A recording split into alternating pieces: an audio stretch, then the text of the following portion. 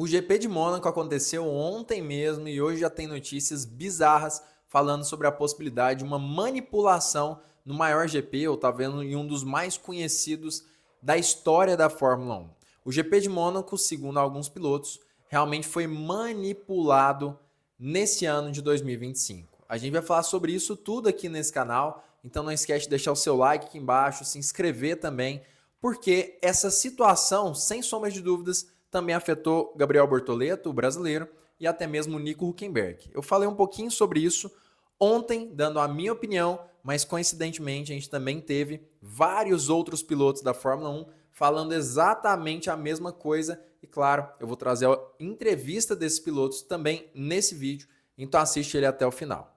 Para começar, a gente precisa falar a respeito dessa entrevista aqui, do F1 Grand Prix Motori Online, tá? Que é um jornal italiano, como vocês podem ver aí, eu traduzi para vocês. E de título a gente já tem aqui: os jogos de equipe prejudicaram a competição. E aí aqui fala: Mônaco, corrida sem oportunidades para Sauber, que segue fora da zona de pontuação. A gente sabe exatamente o que aconteceu. A Sauber não conseguiu mais uma vez pontuar nesse ano. A única corrida que a Sauber teve essa oportunidade foi justamente o GP da Austrália de Fórmula 1, onde Nico Hülkenberg, por conta de certa sorte também, conseguiu finalizar a corrida, ganhar, se eu não me engano, 7 pontinhos, que foi tanto para ele quanto para a equipe Sauber, e isso perdura até esse momento. Claro que para o GP da Espanha de Fórmula 1, que acontece nesse próximo fim de semana, a gente vai ter a Sauber trazendo algumas atualizações. A gente não sabe exatamente quais são essas atualizações, mas isso deve acontecer e talvez a gente tenha aí alguma melhoria. Mas para esse GP de Mônaco, não foi isso o que aconteceu. O Gabriel Bortoleto aqui arriscou, né, encerrar a sua corrida após algumas curvas, com 16º na largada. O brasileiro acabou brigando com o Kimi Antonelli, que teve aquele problema, né, aquela batida. Isso aqui eu vou falar no vídeo que eu vou postar provavelmente amanhã. Já o Nico Hülkenberg também teve azar, sem nenhuma estratégia de equipe para ajudá-lo. O alemão teve que se contentar com a 15ª posição. Mas no final da corrida, ele não teve problemas em dizer o que pensava sobre as estratégias de equipe, como Racing Bulls e Williams. E olha o que o Hülkenberg falou. As estratégias deles tornaram a corrida muito menos divertida. Já vou falar sobre essas estratégias, claro que eu falei um pouco no vídeo de ontem, mas a gente também vai trazer o que aconteceu. Ele falou que ficou preso no trânsito com frequência, principalmente por conta da estratégia dessas equipes. E aí depois diz que, obviamente, o trabalho em equipe faz parte do esporte, mas do ponto de vista puramente competitivo, não foi o que todos esperavam. Realisticamente, largar entre os 10 primeiros é provavelmente a única maneira de evitar isso, ou seja, ficar dentro, né? Ficar fora, melhor dizendo, da zona de pontuação. E aí Bortoleto já fala que a tentativa da FIA não funcionou, que é justamente de introduzir um novo regulamento de troca de pneu nesse GP de Mônaco de Fórmula 1. Apesar da FIA tentar introduzir algo novo no regulamento de pneus, não funcionou. Jogos de equipe foram criados para diminuir o ritmo de corrida, com todos rodando 4 ou 5 segundos mais devagar do que seu ritmo real, sem degradação dos pneus e ultrapassagens praticamente impossíveis. Então, aqui ele inclusive fala que a corrida já estava comprometida depois do incidente com o André Kimi Antonelli, e depois fala que abriu um pouco a pista e para evitar o contato acabou batendo, e aí, enfim. Por fim, ele traz aí um alento para nós, falando justamente sobre o que pode acontecer, né, nos próximos GPs, talvez no GP de Barcelona, que eu mesmo tenho certa expectativa a respeito disso, falei sobre isso em outros vídeos. A Sauber vai trazer ali algumas atualizações para o carro, e provavelmente essas atualizações serão muito boas para o Bortoleto. E ele exprime isso, né, ele expressa isso também na entrevista. Ele falou: conseguir uma posição conquistante no Q2 ou talvez lutar pelo Q3 nos permitiria estar mais perto da zona de pontuação. Então existe certa expectativa sim dele acabar lutando aí pelo Q3 ainda nesse ano de 2025, quem sabe nesse GP de Barcelona de Fórmula 1, principalmente porque serão as últimas atualizações da equipe Sauber para 2025. O que aconteceu ontem, para quem não assistiu o vídeo que eu postei, foi que os carros da Williams e aparentemente também os carros da Racing Bulls estavam segurando todo mundo atrás, e isso todo mundo viu durante a corrida, só que eles estavam virando entre 4 e 5 segundos mais lento do que os tempos de volta de verdade que deveriam estar acontecendo no GP. Isso acontece porque a pista de Mônaco é muito difícil de ultrapassar. Para você ultrapassar alguém em Mônaco, você precisa estar com um carro capaz de virar em toda velocidade 4 a 5 segundos mais rápido do que o carro da frente, por conta do regulamento, né, dos carros da Fórmula 1. Então, quase impossível você ultrapassar. E aí, quando os pilotos da Williams ou da Racing Bull não queriam que eles fossem ultrapassados, eles aceleravam o máximo que eles podiam em algumas zonas específicas do circuito, o que impossibilitava essas ultrapassagens e permitia esse jogo de equipe, onde enquanto um piloto segurava o pelotão, o outro piloto era capaz, ele conseguia fazer uma parada nos boxes de graça e possibilitou assim que a Williams, por exemplo, pontuasse com os 2 carros dentro do grid. A própria Mercedes também acabou fazendo isso em um certo momento da prova. A Racing Bulls também fez isso.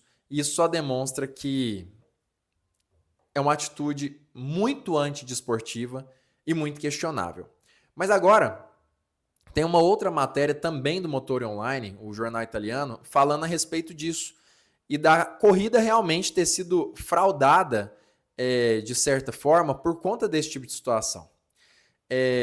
Existe a questão, né, de elogiar as estratégias alternativas da Williams e da Racing Bull, que não são estratégias proibidas e que realmente fizeram com que a Williams, por exemplo, herdasse os pontos. Se não fossem essas estratégias, a Williams não teria pontuado e talvez até o Bortoleto teria a oportunidade de pontuar em algum momento, se ele não tivesse, claro, sofrido o acidente com o Antonelli.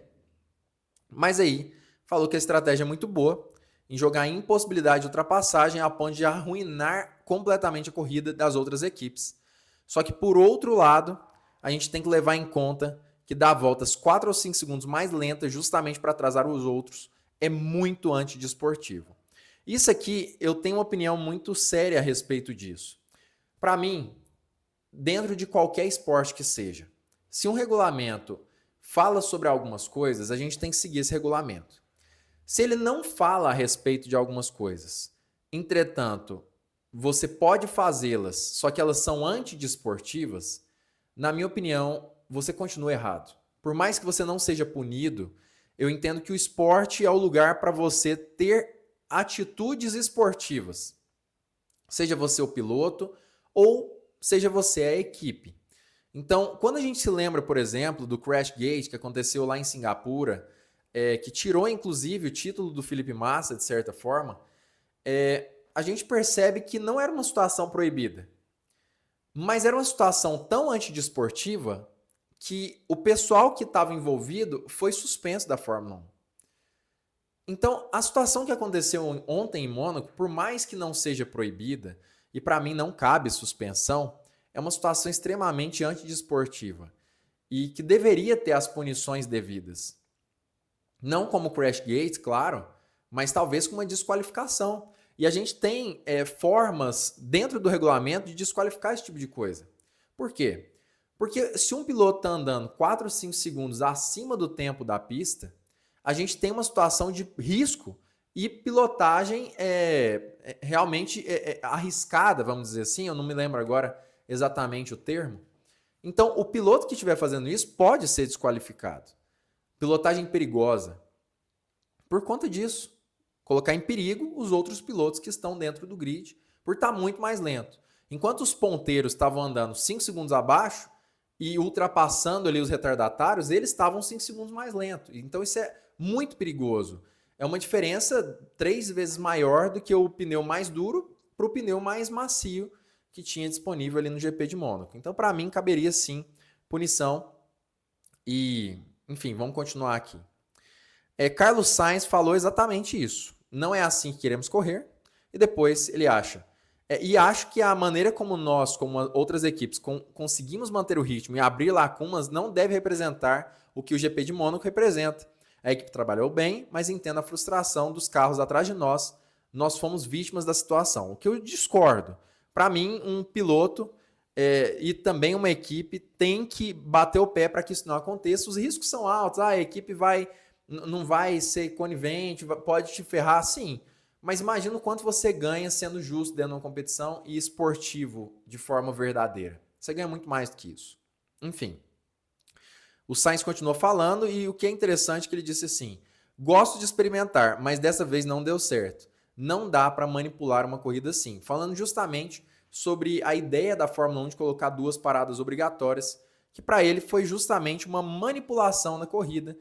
Para mim, tanto a Fórmula 1 manipulou a corrida de forma artificial para tentar gerar, sim, um pouco mais de emoção e tudo mais, como também a Williams manipulou a corrida, a Racing Bull manipulou a corrida e a Mercedes, de certa forma, também fez a mesma coisa, tanto com o Russell quanto com o próprio Antonelli.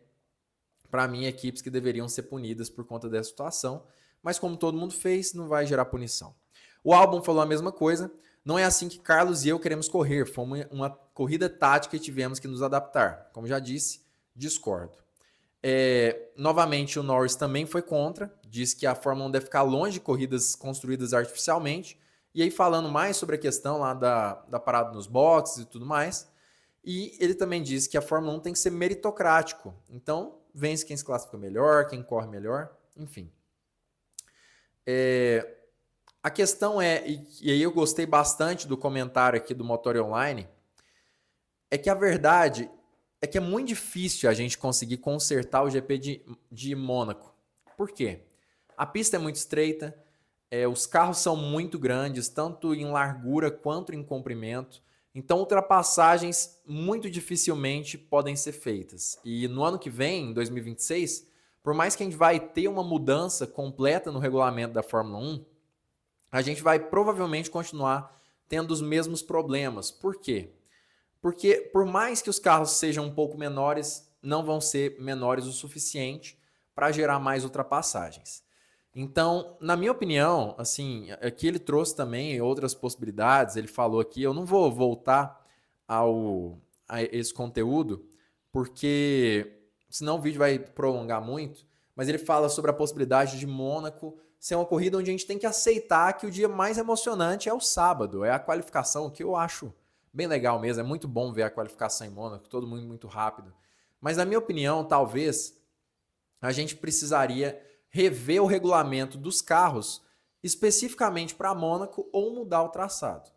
Por exemplo, pega um regulamento da Fórmula 1, um regulamento que seja rápido, com carros talvez com menos zonas de segurança, porque a Mônaco, a verdade é que os carros não estão muito rápidos, tem muitas barreiras de pneu, por mais que estejam velozes, não precisa de toda a segurança, por exemplo, de deformação da carroceria, como num GP de Spa, por exemplo, que o carro chega a 370. Em Mônaco, dificilmente chega-se a 300.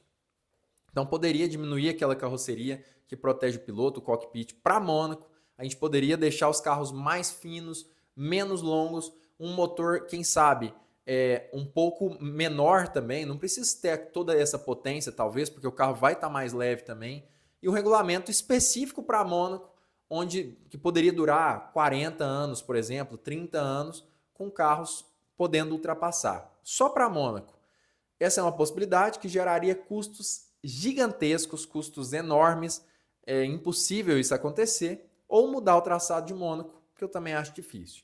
Eu acho que o mais fácil é seguir o que o Motor Online falou, que é justamente aceitar que a corrida de Mônaco no sábado é muito mais emocionante do que no domingo, e também que no fim das contas vai ser uma processão mesmo. É interessante, sim, gostaria de ver mais ultrapassagens como acontecia 30 anos atrás, sem sombra de dúvida, mas eu acho que a verdade mesmo é que a tendência é que isso continue. E tomara que no ano que vem essa verdadeira manipulação que aconteceu nesse domingo não volte a acontecer, porque para mim foi uma perda para o esporte de uma forma geral. Quando eu digo esporte, não estou nem apenas falando de Fórmula 1, mas qualquer tipo de modalidade esportiva poderia sofrer com isso. Nesse caso, foi a maior categoria do automobilismo mundial. Enfim, comenta aqui embaixo sua opinião sobre isso. Não esquece de curtir esse vídeo, se inscrever nesse canal e ativar o sininho para todas as notificações para não perder mais vídeos como esse e compartilhar com um amigo seu que tenha visto o Grande Prêmio de Mônaco e tenha ficado muito nervoso, como eu também fiquei. Porque aqui no Drive ID é o canal que fala com a identidade de quem realmente é apaixonado pelo esporte a motor.